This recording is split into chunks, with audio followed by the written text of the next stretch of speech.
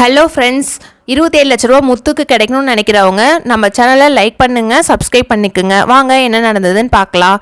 மீனாவோட scooty police ஸ்டேஷனில் இருக்கிறதுனால அங்கே இருக்காங்க. உடனே முத்துவும் அங்கே போகிறாங்க. மனோஜ், ரோஹிணி, ஜீவா 3 பேர் சண்டை போடுறத பார்க்குறாங்க. என்ன 3 பேர் இங்கே இருக்கீங்க, சண்டை போட்டுட்ருக்கீங்க அப்படின்னு சொல்லிட்டு கேட்குறாங்க.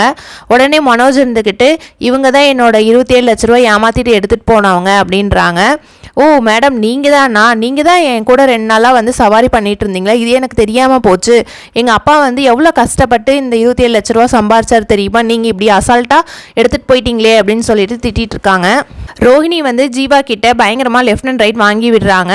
நீங்கள் 27 லட்ச ரூபா எடுத்துகிட்டு போனீங்கல்ல, கொடுங்க அப்படின்னு சொல்லிட்டு கேட்குறாங்க. சண்டை போட்டு என்னால் கொடுக்க முடியாது, நாங்கள் 2 பேரும் 1 வருஷமாக வந்து ஒரே வீட்டில் வாழ்ந்தோம் அப்படின்றாங்க. ஓ, இதுதான் வந்து உன்னோட லவ்வா? நீ தான் ஏமாற்றிட்டு போயிட்டல்ல, இப்போ வந்து என்னோட 27 லட்ச ரூபா வேணும் அப்படின்றாங்க.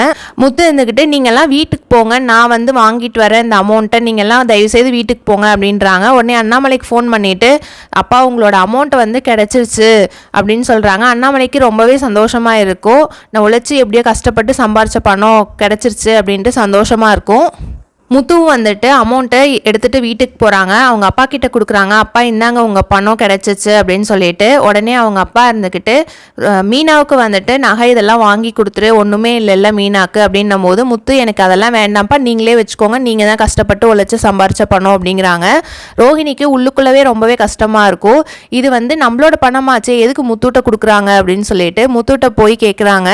இது வந்து என்னோட பணம், எங்கள்கிட்ட கொடுங்க அப்படின்னு சொல்லிட்டு. ஆனால் வந்து முத்து கொடுக்க மாட்டாங்க. எப்படியாவது பார்லரில் வச்சு ஏதாவது ஏமாத்திடுவாங்க, இல்லைன்னா கனடா போகணும்னு சொல்லிட்டு இருந்தாங்க இல்லையா, அதனால் கனடா போய் ஏமாத்திடுவாங்க.